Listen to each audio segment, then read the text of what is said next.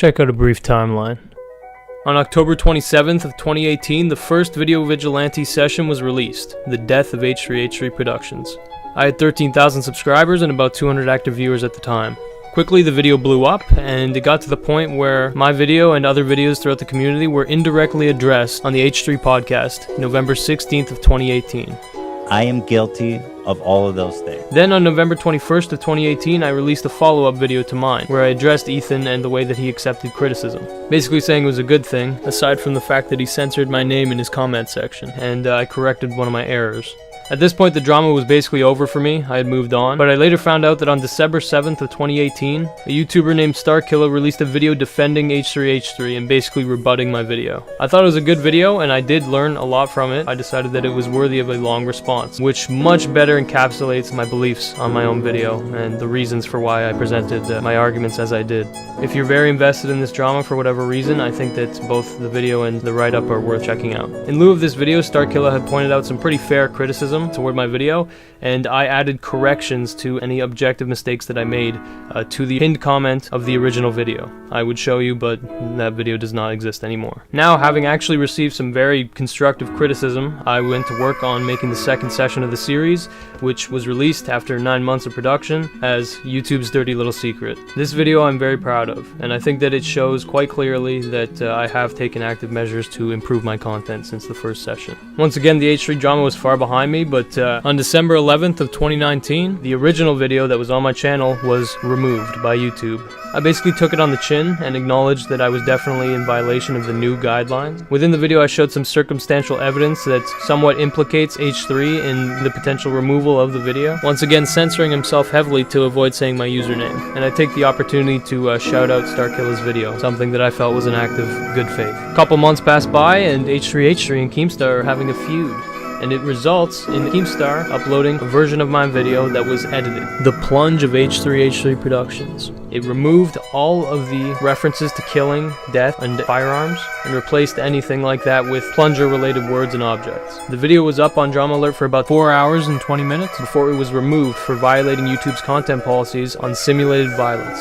This is fucking bullshit. YouTube's claim that the edited video contained footage in which an individual was hunted and eventually killed is inaccurate. Within the context of the video, it's never made clear that H3 is killed, and the inclusion of the plunger makes it literally almost a joke, at least in my opinion. An opinion that was largely shared by the thousands of people who began demanding answers, accusing H3 of getting the video removed and spreading the message by re-uploading the video to the point where it was hard blocked by YouTube. This all culminated in H3 releasing a podcast on March 30th, where he directly addresses, criticizes, and reflects upon my video.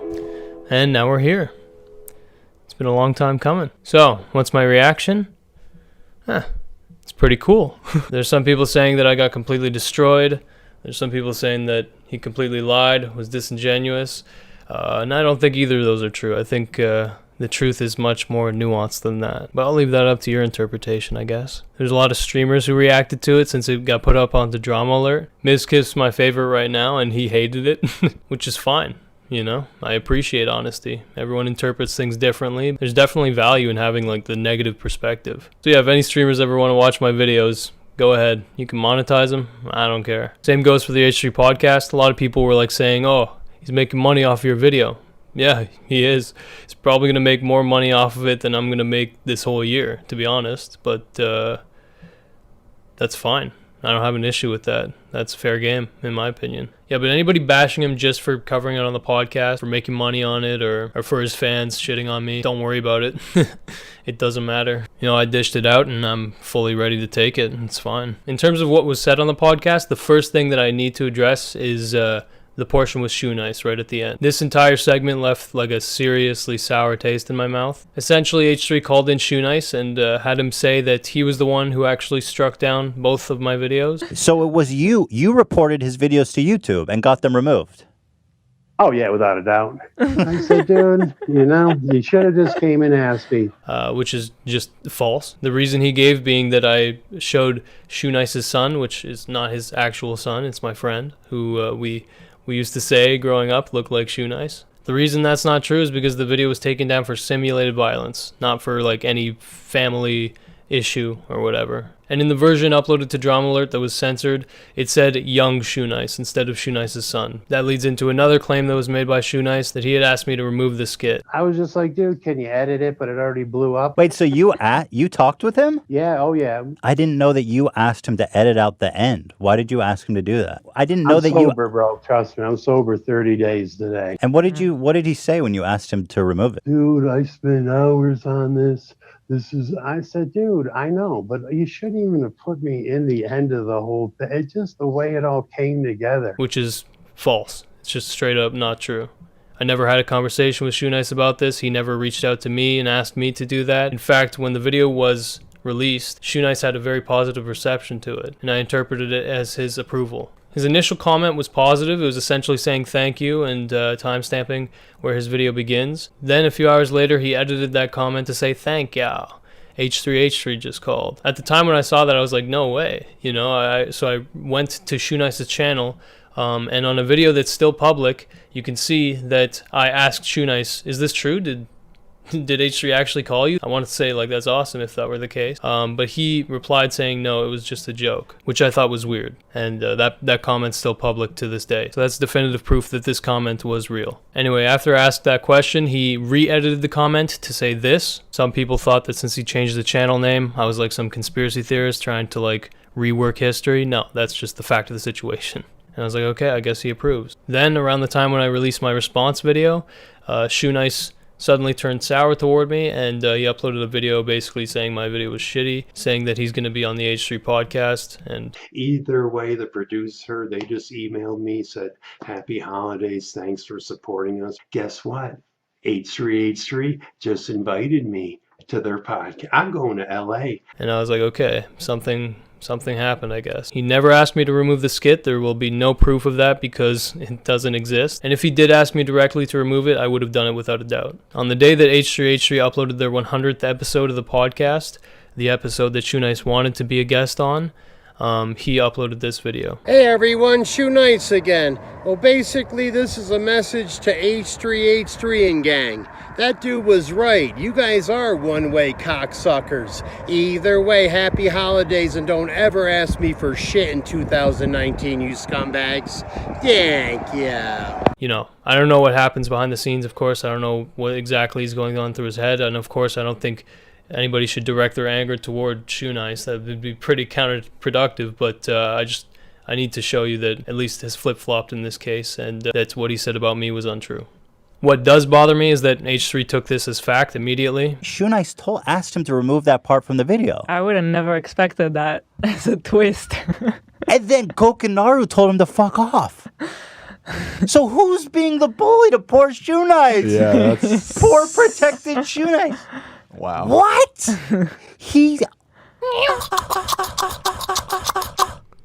That's crazy.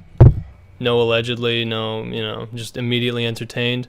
That's quite funny. Shoenice was offended that he included his child killing me. He asked him to remove it. Gokanaru told him no. Shoenice admits to taking down both of his videos, reporting it to his YouTube rep and getting them removed for harassing Shoenice. To use his son like that, implying that Shu wants to kill me, and Shu wasn't cool with it. And he asked him to take it down. And Gokanaru said no. Timestamped in the video, yeah. I see what you're doing. I imagine you justify it in your head by saying that it's a taste of my own medicine, but that medicine is long expired and belongs in the trash. At least as far as it relates to me. Hey, Future Chris here. As I've been editing this video, some new developments have occurred. Shoenice has a new official Twitter account, and on there he's been making a lot of weird statements about this whole drama. Two of which are him just directly denying that he ever had any part in taking down any of my videos. So this is essentially proof that Shoenice is a completely unreliable narrator, and I don't really think that much he says can be taken at face value, unfortunately. So all of the claims that he made about me should absolutely be redacted. Now, Shoenice has said that H3 did not tell him what to say when he came on the podcast, but given all that H3 knows about Shoenice, to so eagerly use Shoenice's testimony like that, it's my opinion that he actually didn't care about the truth. He would much prefer that Shoenice came and said what he said than tell the truth, because now the vast majority of his audience believes that Shoenice took down the videos and that I refuse to respect his request. And it's no secret that Shoenice is somewhat desperate for attention, because yeah, he needs it, he's trying to live off of this stuff. And Ethan fully knows that, and you can see even they include the email that Shoenice sent them. And it's clear that Shoenice above all wants a shout out. almost as like compensation. So I don't know. I think it's, you know, nice to see Shoe Nice on the podcast, but when he's used kind of to further H3's agenda, I don't know if that's proper. That's, you know, in my opinion, I don't like that. And I think that really aligns with what I was saying in the original video of Ethan using people when it's convenient. A few months ago, the video was removed by YouTube for creator-on-creator simulated violence. Wait, what? Shoe Nice admits to taking down both of his videos, reporting it to his YouTube rep and getting them removed for harassing Shoe Nice. The video was removed for creator-on-creator simulated violence. So it was you reported his videos to YouTube and got them removed. The video was removed for creator-on-creator simulated violence. And also, Shu confirming that he was the one that got it taken down? Yeah. Dude, that was crazy. Fuck off. Apparently it was all Shoe Nice. But I totally... Well, make up your mind, Ethan. Was it taken down for the new simulated violence guidelines like YouTube themselves confirmed, or was it taken down by Shoe Nice, who provided you no evidence of ever having reported any of my videos, and who you've called in the past desperate, insane, and a recipient of serious brain damage? Come on, man. Keep your narratives in check. It's only a 3-hour-long podcast. When he clicks the video tab, you can see that my username is in his history. Obviously, somebody typed it in on this laptop. I agree with that. I don't know who it was. I mean, a lot of people use this laptop, so. But the circumstantial evidence is clearly damning, but I will say that, no, I didn't have anything to do with it. I love that you guys think I have her under my thumb, but unfortunately, that's the only time I've spoken to her, and we did not discuss Gokanaru. Okay. That's all you had to say, man. You didn't need to censor so much and be so careful. That's basically, literally all that needed to be said. That is valuable information. That's good to know. I'm going to go through each chapter real quick, just because I don't want to drag this out. It's a dead issue, more or less, in my mind, but yeah, there's some things I want to clarify. In that video, I did make a mistake by referring to Leafy as my friend. This was Leafy's idea to destroy Pyrocynical. And that was what you meant right when you tweeted at Pyro while you was Yes, doing of live. course. I mean, the opposite happened. I said, this is stupid, I don't want to do it. So for this chapter, Ethan points out that there was never proof he'd conspired with other YouTubers to take down Pyro, aside from his conversation with Leafy. And that in my video, I cite Leafy and Pyro to say that he did. And in hindsight, I definitely see that was an error. I want to say, though, that this wasn't an act of bad faith. I think it more so shows that I had tunnel vision and a clear confirmation bias, something I'd definitely be more careful about today. I think my bias was mainly because Chapter 1 is a setup for Chapter 9, the finale, where you know, that Leafy rant is used to contradict your treatment toward Shoe Nice, which I'll get into later. I remember at the time I actually sided closer with you than Leafy. And the main thing that changed was how I saw you were treating Shoe Nice. I interpreted that as this guy's been disingenuous the whole time, or your character has diminished over time. So I didn't put it past you. As far as the DMs go, I've never been able to find like the full proper DM list. In my head, I was like thinking that you like handled the idea toward Leafy to make the exposed video, and Leafy was the one saying he's gonna make it, but neither of you did. And yeah, that was presumptuous on my part. I agree. At this point, I'll totally own that this was a really bad take and a huge mistake. I was definitely hypocritical in this moment. That's true. I'll own that. I think I was too cocky and confident. And yeah, I mean, I totally agree. I was way too cocky, and that whole episode was outrageous. You know, I'm just gonna say this is the most embarrassing thing I've ever done. This was awful. I was fully in the wrong. I mean, there's no question about it. And it's just awful. I really feel bad that I spoke ill of Scares. Fully with you on this one, That he sounded like he was very comfortable using it. And then there's footage, man. You're right. Of you Totally being right. super comfortable. Chapter 2 and 3 you concede on, which, all right. You should always support your friends. No. No. I mean, I disagree with that premise. So do I. I mean, you pause it before I complete the sentence, and it's very clearly sarcastic. You should always support your friends. When they have more subs than you and public opinion is on your side. Oh. Wouldn't that go against his theory that he's leading to is that I criticized PewDiePie when he said the N-word. So I was going against public opinion. No, you were going completely in line with public opinion. You jumped on the hot topic and chastised PewDiePie condescendingly after he had already apologized. You made a spectacle of your friend's mistake and were shown to be hypocritical. That's why public opinion turned on you, not because you didn't approve of him saying the M-word. You know, you got a guest cameo from PewDiePie. Even if you're friends, you can still criticize. I know what I did was wrong. The whole podcast was definitely a mistake, and I do apologize for dogpiling on you. People on the internet really like to get mad for other people's sake. I get that a lot. Didn't really add much, but I understand that the guest cameos are more for your audience and, you know, just to show people that the people I featured in my video don't really care, which I never make the argument that you like ruined their life or anything. I'm just displaying the way that you treated them, which was largely poorly, at least in my eyes. Their cameos are much more of a PR projection than they are a reflection of my criticism. All of them except for JonTron, which it's actually pretty valuable information that JonTron was well aware that you would be discussing the topic. And yeah, I think that was actually a good cameo to have. You didn't blindside me, basically. But no, we talked about going over the topic. It was kind of sensitive. But was there malice, blindsiding? I don't think so. I know not so. How could you say I don't think so? I realized it came off wrong. Come JonTron literally looks like he's stuck in an episode of Black Mirror or some kind of insane asylum with a gun pointed to his cock. This was not a situation of malintent. I can say that for a fact. I take your word for it. But at the time, I don't think that ruined what I was saying. What we saw on screen was JonTron being very visibly uncomfortable with you continuing to pry into this line of questioning, and John continually asking you to stop, and you continuing. That's very clear to see, and it was a very clear example of you not really caring about John's wishes. Yeah, I should have definitely just moved on. That's for sure. I understand how he could read into it and see that, but lacking the context of the episode and speculating that I just blindsided him is not true. It's edited to make the whole thing even worse. You know, Yeah, I mean, with it was like a full podcast, and he's just cutting awkward looks and stuff. Yeah, looking way too deep into some like facial expressions. I agree with this criticism, actually. It's totally fair. Starkiller had pointed out that I cut this portion too liberally, and I had made that clear in the pinned comment of the original video. But yeah, I was just trying to juxtapose the parts where John was asking him to not continue with this line of questioning, and then where Ethan would continue. He does cringy comedy, and that's how we found him. And So it's not that like- is the relationship, you know. It's not like he's unaware of that. Right. That's the whole purpose. He wants to be with us. He wants to interact with us, knowing that we're always just goofing on him. So why should I? That's the expectation he had coming in. But it's all fine. It's all with good. Yeah, it's with peace and love.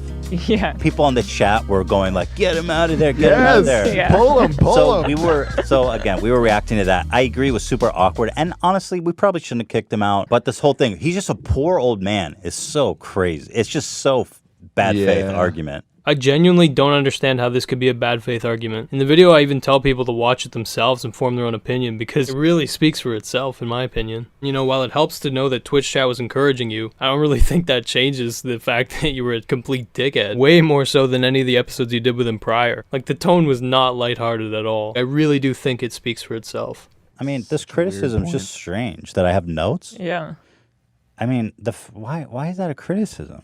To me, it was pretty obvious I wasn't criticizing the fact that you had notes. It was that you stuck so closely to the script and did not care about what the people you were asking these questions were actually saying. You weren't playing off what they were saying. You were just continuing with what you wrote down. And I use this to refer to the JonTron and William Osmond episodes to show instances where you clearly cared more so about following a script than you did about showing respect to your guests. And particularly with the Jimmy Lee episode, it shows some demeaning jokes that you prepared in advance. And when you had finished blasting through all the points on the script, you just decided to kick him out. You know, I think that's a very fair reason to bring it up. We started having this back and forth with Jimmy Lee to the point where we actually collabed with him, which goes against your original claim, by the way, that I haven't collabed with any small YouTubers. Yeah, I personally don't consider Jimmy Lee a YouTuber. He only has 8 public videos from before he went on the podcast. And yeah, I just considered him like more of an entertainer who uses YouTube to show some of his stuff. Like, would you call Bill Burr a small YouTuber? No. That's just my opinion. You have to go watch the video I made with him.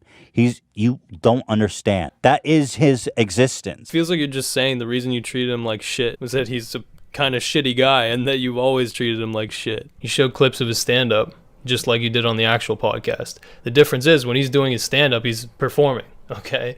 And on the podcast, he was talking to you like a very normal human being. And then you skipped over it, but the Dance Monkey Dance portion of that, you activated his Jimmy Lee mode, right? Just so that you could treat him like shit and kick him out. That reflects very poorly on your character, in my opinion, still. But again, that's a subjective thing, yeah, and I feel like I backed that up at least a decent amount. Of course, it's nice to have your perspective on it, but yeah, I don't really think I'm totally in the wrong on having that perception. I never had a problem with you, but I think people that watched it did, and some people said you're mean, and some people said I'm mean, and it was like a catch-22. Of course, Jimmy Lee wasn't that bothered by it. He seems like a very resilient man. And I should 100% have given you your own episode. Honestly, at the end of the day, like, I don't really care. William Osmond was similar in the sense that, of course, he doesn't actually care anymore. But I understand viewers like feel very sympathetic toward him after watching my video. So you just want to clear the air on that like there's no hard feelings. I understand that. But yeah, as far as it pertains to my arguments, it doesn't change them. I think honestly, this was my most reasonable chapter, where I'm basically saying you stuck too closely to the script and it resulted in much worse podcasts where you treated people poorly, especially those who were lesser than you in notoriety. The decision to not have me on longer probably stemmed from maybe not thinking that it would be like as interesting to the podcast audience, which I totally get. Like, as a content creator, you have to try to figure out what people want to see, because at the time it was a much smaller channel. This pretty much goes completely in line with what I was saying in the video, that William got less time on the podcast because he was a small YouTuber.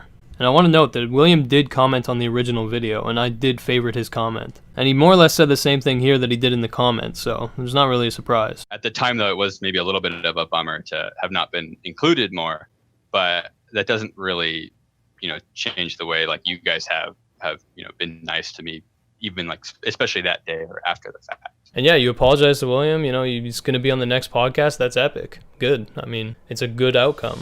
I don't know how you can watch this and then say I'm superior. I mean, I see the opposite. I don't see me being superior. I see me just being very insecure, which is what I was. Oh yeah, and Bill Burr, I don't know if you purposefully, misinterpreted it, or I don't exactly know what was happening with that, but I felt like it was pretty obvious to display that Bill Burr was an example where you were not in your element because Bill Burr was above you, whereas William Osmond and then Jimmy Lee were well below you, and so you treated them disrespectfully, whereas with Bill Burr, suddenly you're all over the place, and your superiority complex shriveled up. I think I laid the case out pretty well, and there was a lot of points where the damning elements you just skipped right over, right?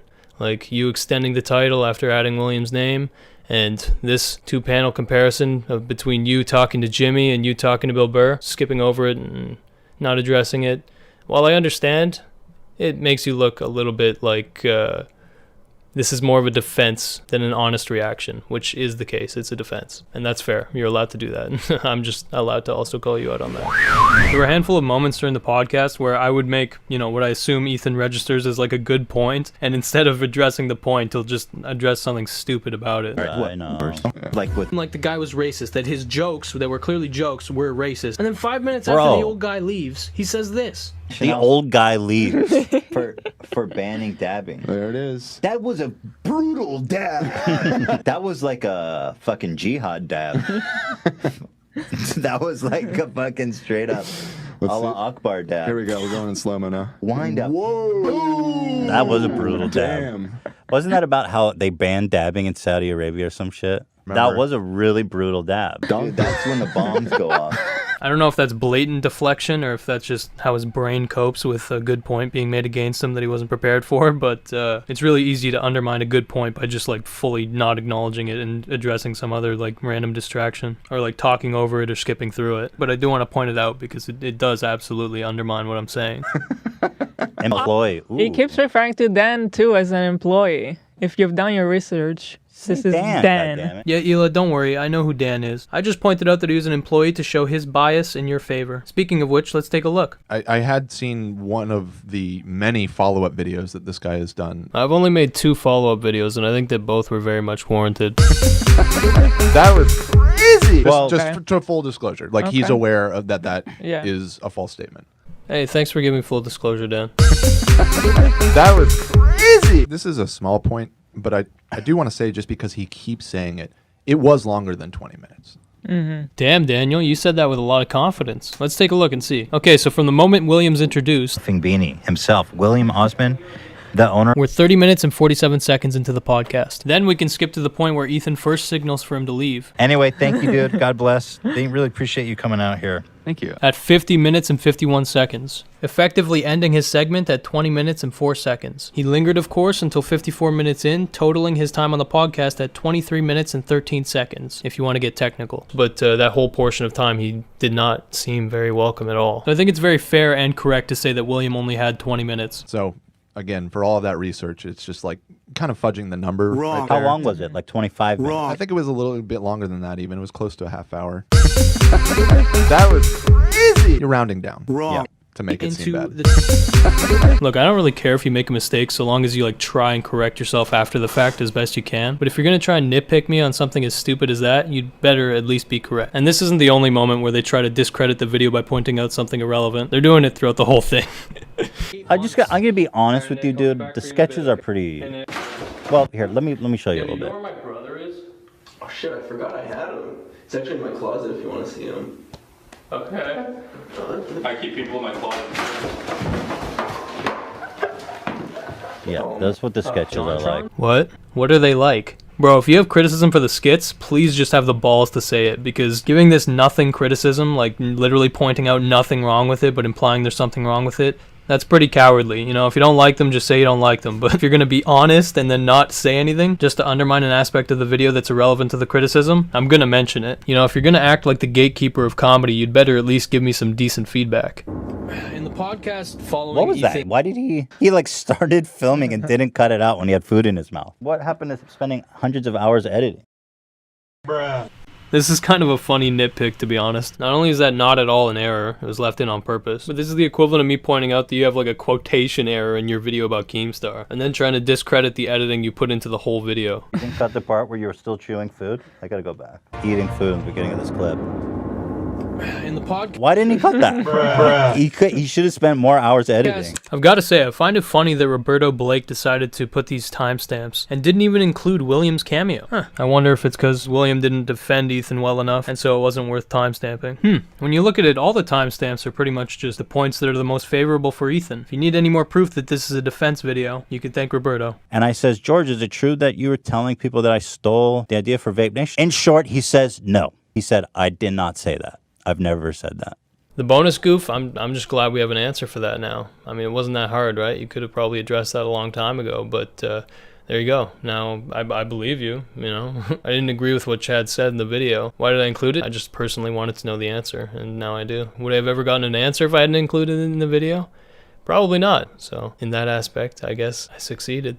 I will say on this point that I acknowledge in the Starkiller video that I didn't expect so many people to take that Vape Nation thing as a fact, and that in the future I'd be much more clear when I'm covering unproven accusations. The podcast makes a fuck ton of money. That's one reason. The other reason, which I've said many times, is that I just lost interest in making the same old videos. We just kind of moved on to something else, right? We decided we wanted to do this. The podcast was more fresh and exciting and fun, and yes, more lucrative too, which is all the more reason to continue to invest ourselves in it. Oh yeah, 6 was a bad chapter, straight up, and that was like very poorly structured, very poorly articulated. Absolutely, I agree with you on that. One of the biggest regrets of the video was that chapter, because I did not get my point across concisely at all. And I cite Cow Chop, which is funny because they like basically went bankrupt. Ironic, yeah. It was not about you not being allowed to make money.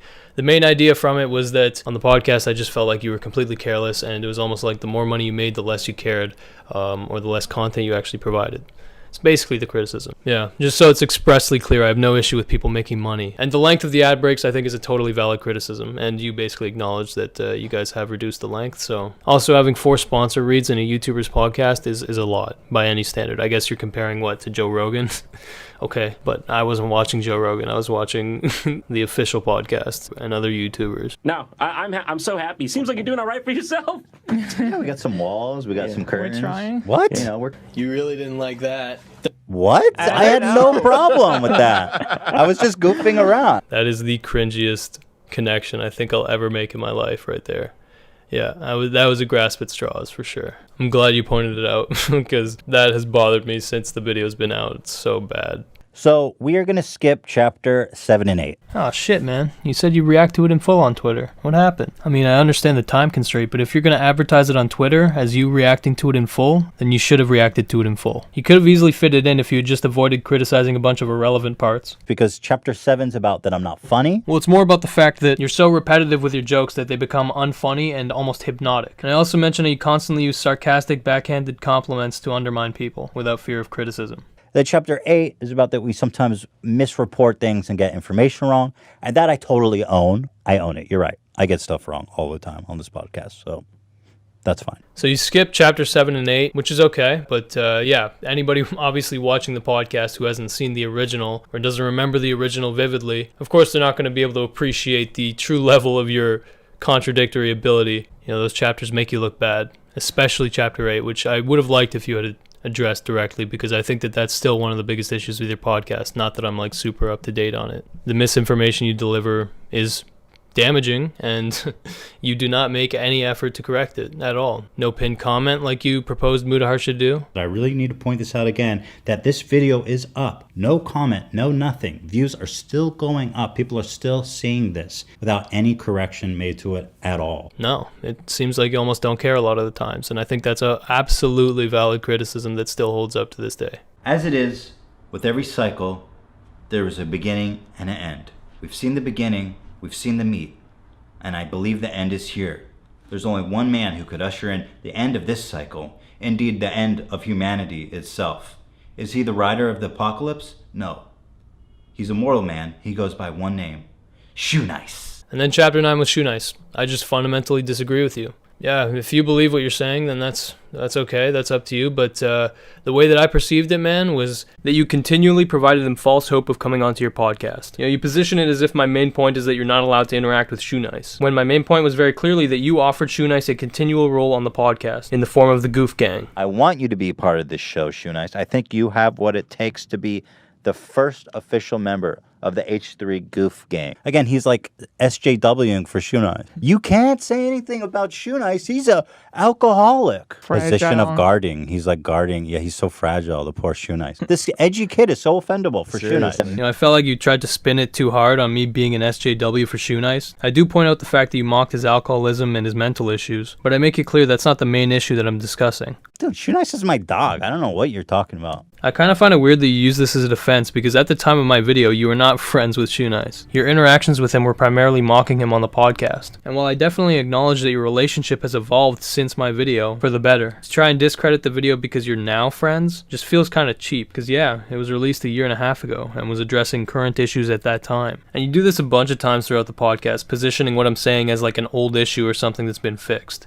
as if that's my fault that you've evolved since my video came out. You know, I guess it does work on your audience, because for them, this is the first time they're hearing of the video. And the way that you build up the game show segment, kind of saying it's like a gotcha moment, that Shoe Nice actually did have a hand in the creation of that segment. Yeah. And this proves to you beyond a shadow of a doubt that this is a bad faith criticism. But what he doesn't tell you is that Shoe Nice was a willing participant in this segment, and he provided the answer to all the questions. Yeah, I don't believe that to be in bad faith. I show a screen cap of the video so anyone can check it out themselves. You know, I'm clearly not trying to hide anything. And it was made unclear, but Shoe Nice was not in the call for this. Know your meme. I won't be on the show, but I'll be the topic. What he was playing on the podcast for answers were sound bites of Shoe Nice speaking. So let's go to the answer books itself. Got to be a little more slick and prompt these up more on time. Here we go. This is really fucking this up. Okay. Yeah, well, what happened is And while I definitely understand that that could be seen as a context issue, it's not clear at all that Shoe Nice was the one who chose these questions. On top of that, Shoe Nice participated in this with the assumption that there would be more opportunities to actually be on the podcast in the future. That's right. I'm probably going to be an employee of H3H3. So of course he let you rag on him as much as you want, because he wanted to be a more involved member of your show. You know, you got his hopes up from inviting him to the Goof Gang in this video, before the game show. And in the game show, you say this. Shoe Nice, I'm telling you, this guy is a legend. I think he is going to be the first official member of the Goof Troop. And then that was it. You kicked the ladder and ghosted him. And he kind of set it up as if you had led him on. So actually, yeah, Dan, you guys did lead him on. Failing to include this part that he was led on, we did a segment with him, just like you said that you would. That was crazy. So the crux of your hypocrisy, and the real reason why this inspired me to make the video, was that you provided false hope to a man with both mental and substance abuse issues. I'm sorry, Shoenice, but that's, you know, I tell it how it is. Now, knowing what I know now about Shoenice, would I have painted him as such a victim? Maybe not. But when you contrast the leafy rant... He has made fun of someone who actually has a mental disability, bullying someone who has obviously like eating disorder. The guy needs help, support, not fucking ridicule by 1,000 raging kids on the internet. With your behavior then, Ethan? And I'm pretty sure he's drunk all the time. He gets drunk. He's done this about 20 times. Makes this anti-Semitic ramble, and then he erases it when he sobers up. So I'm kind of into like Shoenice hate videos now. To me, that paints a very, very clear picture of your character at the time. And saying it was good-natured fun, that's pretty brave, especially when you see the depressing videos that Shoenice was releasing. Well, basically, this video is to accept Ethan and Hila's invitation to be the first official member of the goof gang that they're forming. Yeah, I kind of misunderstood what Ethan was saying on his podcast when he said, "We need you here. You're just an epic goofy guy." Shoenice, me and Hila would just like to offer you a public apology. Yeah, we were trolling you again. There's no goof gang guy. We just want you to, you know, not wait for us to call or email you. We appreciate you not bothering us this time. You're just easy to get, bro. You know what I mean? So who's being the bully to poor Shoenice? Yeah, that's... You. And I think that deep down you somewhat agree with that, because you completely skipped over the portion that talked about you offering him to join the goof gang. Howard Stern whack pack that we want to build of our own. Shoenice is like... Anyway, you know what? I've seen enough. I get it. Yeah. And I don't imagine that was done by accident. Hey, that's speculation. Yeah, I guess so. Sure, I'll speculate all over you. H3H3. I won't make videos just calling other YouTubers crazy. I'll actually support him and put him on the show when he promises them, "I got your goof gang, brah." Goof gang did not. I think that's supposed to be you. Yeah, I think that's the back of Shoe's head. I kind of remember when he uploaded this. Oh, that's Shoe. Yeah. Oh my god. And he like green screened himself into the set. Considering that from a PR perspective you just can't own up to like playing mind games with a desperate dude who has substance abuse issues, I understand that you're just very willfully blind of this portion. And yeah, the ending skit, there's nothing really to say about it. You can criticize it as much as you like, but it really has not much of anything to do with the criticism in the video. So yeah, there have been some people saying like, how could you make those skits? They're disturbing. You have kids watching you, and that's just not true. The vast majority of my audience is older than me. Okay, I'm 21, and yeah, I think that I should have full license to make as mature content as I want, basically. But I did agree that the skits like were too much, and I would be smarter about it in the future. Yeah, you referenced Keemstar a few times, and I think that's just a part of your squabble. It doesn't really have anything to do with my video, and I didn't make the video for Keemstar, of course. Gokanaru is cool with Keemstar, who accused Shoenice of being a child rapist publicly. He gets a pass, but I'm the biggest asshole in the world for bullying poor Shoenice. Yeah, this was a dumb argument. Just because Keemstar uploaded my video doesn't mean that I don't think he's a dumbass every time that he airs unvetted rape accusations without proof. Obviously, he deserves to be criticized for that, just as you do for treating Shoenice the way that you did in this instance. And while you leaked your DMs with Keemstar to show the time in 2016 when these allegations apparently happened, and while I definitely respect the fact that you stood up for Shoenice in that instance, like 100%. In those messages, you make it clear that you're aware Shoenice is in a desperate situation, one where he'll basically do anything for attention. And so for you to later hang this goof gang opportunity over his head, get him on a segment and then ghost him, yeah, I think you totally deserve to be criticized for that, at least at the time. You know, just because Keemstar does something wrong that I'm not aware of doesn't negate the fact that you did something wrong that I was aware of and that I did point out. I feel like at the time there's a lot of info I was kind of missing out on just because I wasn't an active Twitter user. I didn't start using Twitter properly till like after the video came out and I actually got some attention and I learned how it works. And yeah, I learned that that's where the majority of Keemstar's takes end up being posted. Hey, Future Chris with one more update. You may remember at the start of this video when I said that the plunge of H3H3 was uploaded to Drama Alert and then taken down? Well, a new development has occurred. Keemstar posted a video to Twitter apologizing for uploading it. I have been suspended from the YouTube Partnership Program for 2 weeks. Despite his channel having no prior violations. That is how strict YouTube is on the bullying and harassment guidelines. Now, H3 actually had a public discussion with me about this on Twitter, and I just want to say I'm actually, sorry that I contributed to this bad precedent, because this feels like it's going to be bad for commentary. And while it is kind of funny that I ended up doing, inadvertently, more damage to Keemstar's channel than H3 did, it's also definitely a sign of the times. YouTube is not messing around with these new guidelines. The biggest thing I take away is that you are a hypocrite. You actually did not disprove that at all throughout my video. Maybe, I think 1 or 2 points, yes. But other than that, you skipped over every instance, basically, where I called you a hypocrite. I mean, it is kind of undeniable that you are one. Whatever. Yeah, everyone's a hypocrite sometimes, but doesn't mean you shouldn't call them out for it, so it's my stance, at least. Some good memes came out of it. Broken Arrow, that's hilarious. Clean My Room. Speculation Gang. What else? Bad Faith. I'm going to make that my first merch line. Bad Faith.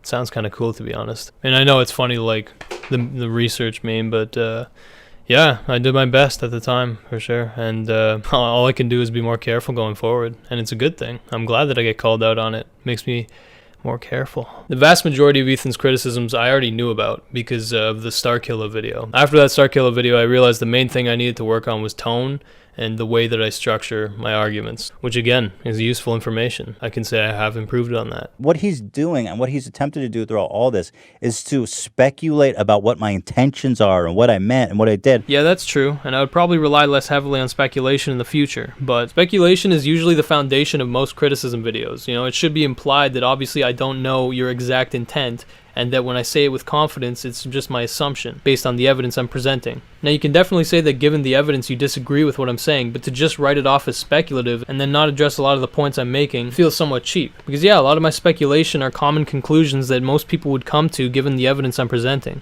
Except for a few areas like the Leafy and Jontron section where I was definitely too confident in my assertions. But yeah, you already know this because your recent content nuke video is full of speculation. You know, you're constantly speculating about Keem's intent and building upon your arguments to support your claims, just as I was. There are even some instances where you make pretty questionable speculations, such as when Keemstar interviewed Swatistic, the dude who got an innocent person killed by swatting. You know, you speculated that Keemstar's main goal was to make money and that he only pretended to be outraged. The day after this murder happened, was able to get this kid on his show, fully monetized. Keemstar cashed in big time on this whole ordeal. And can we appreciate the irony of Keemstar, of all people, to sit here and pretend to be outraged when he enables this kind of behavior all the time? Not addressing that in the same video he promoted the GoFundMe of the victim's family, donated $1,000, and successfully got a confession out of the killer, who's now in prison. But on a personal level, I understand why he would try to manipulate things.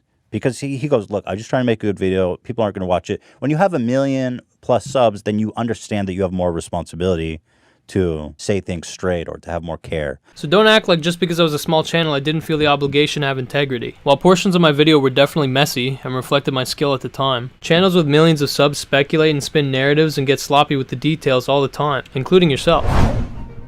Fuck, it's time to wake up. Now when you look up the title of the video, you get their podcast episode, a family-friendly version, and then all of the clips of Ethan addressing each chapter, so the video is pretty much dead. It's a very smart move titling it like that, Ethan. That's a 5-head finesse. I respect that. I respect it so much that you actually inspired me. So now you can go to the Gokanaru Clips YouTube channel to find clips of this video, but in smaller chunks, to make it so that YouTube recommends my clip after all of H3's highlights. Subscribe and I'll post, But yeah, the video is outdated because just so much has changed, right? It's been like 1.5 years. I believe Shoe Nice has had his own podcast. I'm not caught up on everything. I've been busy. Ethan's obviously taken multiple steps to rectify some of the situations that I laid out. That's basically it. This video, I think, has fulfilled its purpose almost as perfectly as I could have imagined, like ever. Like almost insanely. There are more relevant criticism videos of you coming out, and yeah, I'm content with like just letting it die, you know? I've got much better content coming and I'm fucking amped for it. And I'd like to say that I have started a Patreon, so any money that goes into there will be contributed toward the Hong Kong series I am working on, which is going to be an undertaking. It's already an undertaking, and I'm sorry it's taking so long, but I'm trying to be careful, you know? Yeah, the world's really chaotic right now, and I'm going to try my best to capture some of that. Whatever, man. That's all I got for you.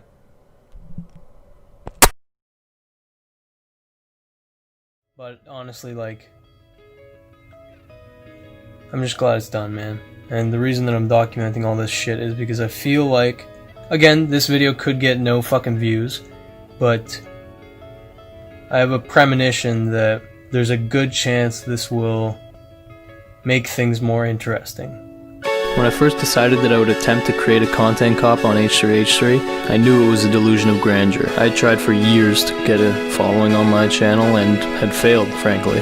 This was basically one Hail Mary and one, like, shout into the void to really see if I could pull it off by giving it my all. You know, at the time it was just an idea that was in my head. And while I was lucky to have a lot of people help me in the production, none of them really knew what the hell I was doing. And I honestly didn't either. This was one of the best learning experiences I could have ever asked for. And now that the circle's made another revolution, I'd like to give my honest opinion about the video that started all this. You know, firstly, I'd like to thank everybody who's given me any form of feedback ever. While I'm starting to grow numb to it, I can tell you that at that time, every word weighed worlds in my mind. I also like to thank everyone who's made critical videos of it, primarily Starkiller. He provided me a good mirror to establish what needed to be improved. And I'd even like to thank H3, because it is, you know, somewhat of an honor. Thanks to you guys, I can finally see my video for what it was. A passionate but flawed character assassination. In it, I can confidently say that I proved my thesis of H3 not being able to take criticism and being a hypocrite. I can say that I made something entertaining, with plot points well woven to create a good payoff for viewers, and that I delivered a lot of what I believe to be very valid criticism that did reflect the sentiment of the time. I can also see that it's an incendiary video, made to be abrasive, almost offensively so, and that my tone often undermined my criticisms,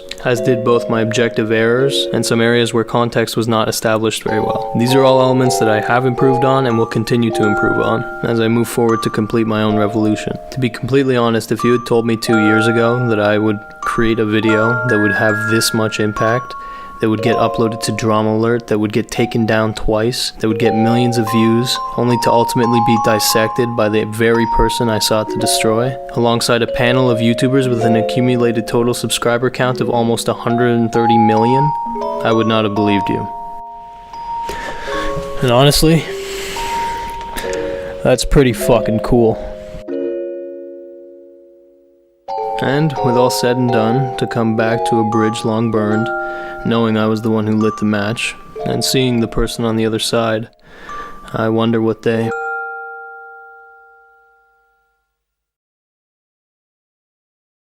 And there's really only one thing to say to that. I live the American dream vicariously through various media outlets. I sit and stare at the screen and stare at the screen and shout. When I speak, feel red heat. When I breathe, I would love to see Gokanaru come back and try to exist in the landscape today. Like, the content that he was making would never fly on YouTube today, and you have to adapt and overcome the fact that, like, you can't even curse, bro. Like, I don't know.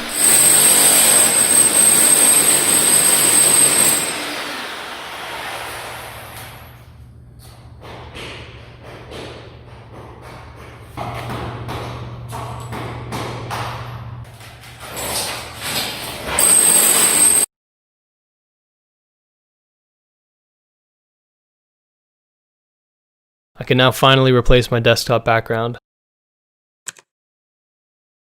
What a beautiful image.